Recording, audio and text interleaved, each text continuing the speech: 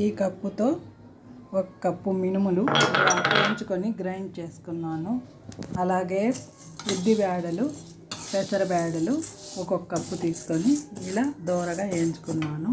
ఇప్పుడు దీన్ని మెత్తగా గ్రైండ్ చేసుకుంటామన్నమాట. ఇలా బాగా మెత్తగా గ్రైండ్ చేసుకున్నాము.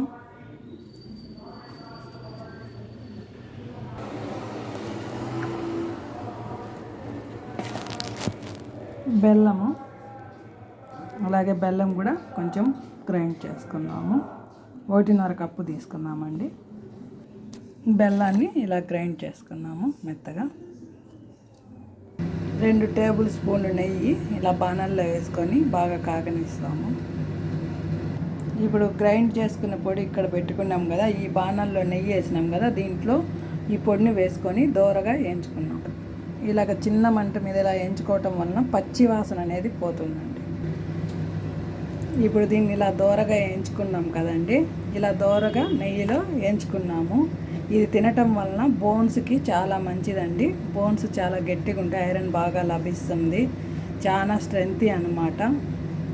మనం ఇంట్లో ఒక 15 నిమిషాలు కష్టపడితే ఇలాంటివి చేసుకొని తినటం వల్ల ఐరన్ ట్యాబ్లెట్స్ అవి ఇవి లేకుండా, మెడిసిన్ జోలికి పోకుండా మన ఒంట్లో బలము, దీనివల్ల వచ్చే బలము ట్యాబ్లెట్స్ వల్ల అంత రాదండి.